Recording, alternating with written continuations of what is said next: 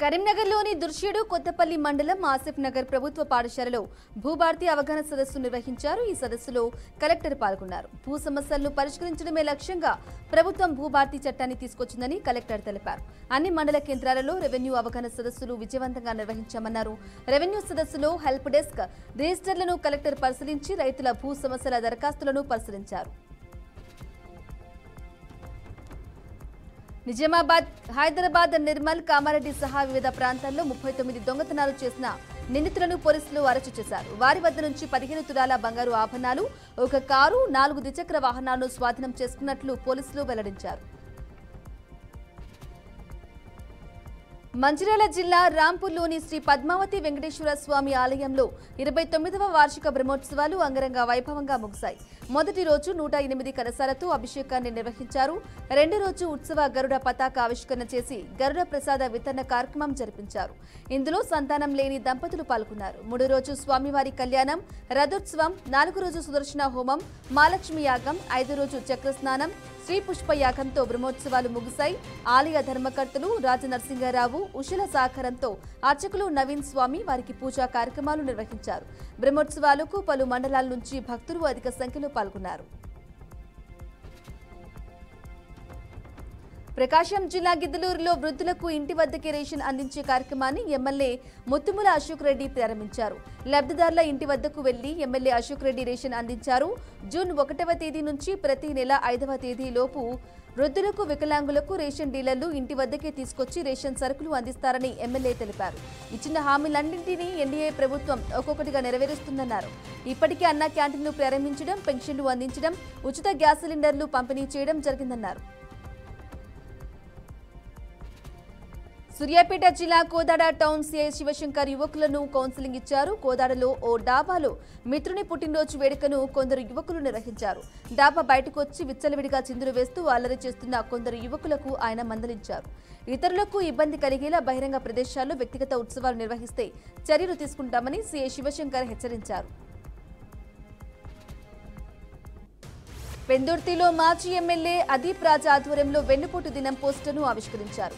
రాష్ట్రంలో కూటమి ప్రభుత్వం అధికారంలోకి వచ్చి సంవత్సరం కావస్తున్నా ఎటువంటి సంక్షేమ పథకాలు అమలు చేయలేదని మాజీ ఎమ్మెల్యే అదీప్ రాజ్ అన్నారు. దీనికి నిరసనగా వెన్నుపోటు దినం కార్యక్రమం ద్వారా రాష్ట్ర వ్యాప్తంగా నిరసన తెలియజేస్తున్నామని ఆయన తెలియజేశారు. నిర్మల్ జిల్లా భైంసాలోని మున్సిపల్ కార్యాలయంలో 100 రోజుల కార్యాచరణలో భాగంగా మహిళలకు ఫుడ్ మేళా నిర్వహించారు. ఈ కార్యక్రమానికి ముఖ్య అతిథిగా మున్సిపల్ కమిషనర్ రాజేష్ కుమార్ హాజరై కార్యక్రమాన్ని ప్రారంభించారు. మహిళలు అన్ని రంగాల్లో అభివృద్ధి చెందారని మున్సిపల్ కమిషనర్ రాజేష్ అన్నారు. రాష్ట్ర ప్రభుత్వం మహిళల అభివృద్ధికి పెద్దపీట వేసిందని పేర్కొన్నారు.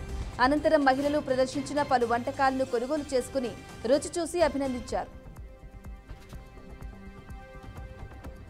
మంచిర్యాల జిల్లా చెన్నూరులో భూభారతి రెవెన్యూ సదస్సు ప్రారంభించారు. జూన్ 3వ తారీఖు నుండి 20వ తారీఖు వరకు సదస్సు నిర్వహించడం జరుగుతుందని మండల తహసీల్దార్ పేర్కొన్నారు. గ్రామాలలో భూ సమస్యలతో పాటు సమస్యకు సంబంధించిన పత్రాలు జతపరచాలని రైతులను సూచించారు.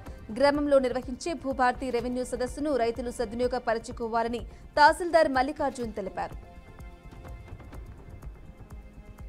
కామారెడ్డి జిల్లా సోమర్పేటలో విషాదం చోటు చేసుకుంది. నిజాంసాగర్ బ్యాక్ వాటర్లో ఈతకు వెళ్లి 3 యువకులు గల్లంతయ్యారు. పోలీసులు గజ ఈతగాలతో గాలింపు చర్యలు చేపట్టారు. మృతులు మధుకర్ గౌడ్, బెస్త హర్షవర్ధన్, నవీన్లుగా గుర్తించారు. కృష్ణా జిల్లా మచిలీపట్నంలో మసులా బీచ్ ఫెస్టివల్ సందర్భంగా 2K రన్ నిర్వహించారు. ఈ 2K రన్ కార్యక్రమాన్ని భైరవం చిత్ర హీరోలు నారా రోహిత్, మంచు మనోజ్తో కలిసి మంత్రి కొల్లు రవీంద్ర ప్రారంభించారు. 2K రన్ కోనేరు సెంటర్ నుండి లక్ష్మీ టాకీస్ సెంటర్ వరకు కొనసాగించారు. చిన్నాలతో కలిసి మంత్రి కొల్లు రవీంద్ర డాన్స్ చేశారు. ఎంతో ఘన చరిత్ర కలిగిన మచిలీపట్నం రావడం చాలా ఆనందంగా ఉందని మంచు మనోజ్ అన్నారు. చారిత్రాత్మక బందరు పోర్టును ప్రభుత్వం నిర్మిస్తూ ఉండడం అభినందనీయమని నారా రోహిత్ అన్నారు. నంద్యాల జిల్లా బేతంచెర్లలోని తహసీల్దార్ కార్యాలయం ఎదుట సిపిఐ నాయకులు ధర్నా నిర్వహించారు. పేదలకు ఇళ్ల స్థలాలు ఇచ్చేంత వరకు ఉద్యమిస్తామని సిపిఐ మండల కార్యదర్శి భార్గవ్ తెలిపారు. ఇంటి నిర్మాణానికి 5 లక్షల రూపాయలు ఇచ్చేంత వరకు సిపిఐ పోరాటం చేస్తుందని ప్రభుత్వాన్ని హెచ్చరించారు. అనంతరం డిప్యూటీ తహసీల్దార్కు వినతి పత్రం అందజేశారు. కూటమి ప్రభుత్వం సూపర్ 6 పథకాలు అమలు చేయడంలో పూర్తిగా విఫలమైందని ఆగ్రహం వ్యక్తం చేశారు. వికారాబాద్ జిల్లా పూడూరులో ఘనంగా పూర్వ విద్యార్థుల ఆత్మీయ సమ్మేళన కార్యక్రమం నిర్వహించారు. 20 ఏళ్లు పూర్తి కావడంతో విద్యార్థులు గురువులతో కలిసి ఈ కార్యక్రమాన్ని వైభవంగా ఏర్పాటు చేశారు. అందరూ ఒకే వేదికపై కలుసుకుని నాటి జ్ఞాపకాలను నెమరు వేసుకున్నారు. మెగాస్టార్ చిరంజీవి ఫ్యాన్ బేస్ గురించి ప్రత్యేక పరిచయాలు అక్కర్లేదు. ఇప్పుడు సినిమా ఇండస్ట్రీలో ఉన్న చాలా మంది టెక్నీషియన్స్ చిరంజీవిని స్ఫూర్తిగా తీసుకుని ఇండస్ట్రీకి వచ్చిన వారే. చాలా మంది దర్శకులు కూడా ఆయన ప్రేరణతోనే వచ్చి ఇప్పుడు టాలీవుడ్ టాప్ డైరెక్టర్స్ గా ఎదిగారు. అలాంటి వారిలో డైరెక్టర్ శేఖర్ కమ్ముల ఒకరు. కుటుంబ కథలను హృదయంగా తెరకెక్కించి ప్రేక్షకులకి మంచి వినోదం పంచుతుంటారు శేఖర్ కమ్ముల. ఈ టాలెంటెడ్ దర్శకుడు ప్రస్తుతం ధనుష్ తో కలిసి కుబేరా అనే సినిమా చేస్తున్నారు. ఈ సినిమా నుండి విడుదలైన పోస్టర్స్, సాంగ్స్, వీడియో గ్లిమ్స్ ప్రేక్షకులను విశేషంగా ఆకట్టుకున్నాయి. ప్రధాని మోదీ జూన్ 6వ తేదీన జమ్మూ కాశ్మీర్లో పర్యటించనున్నారు. ప్రపంచంలోని అత్యంత ఎత్తైన రైల్వే బ్రిడ్జ్ను ప్రారంభించనున్నారు. చీనాబ్ నదిపై ఆ బ్రిడ్జ్ను నిర్మించిన విషయం తెలిసిందే.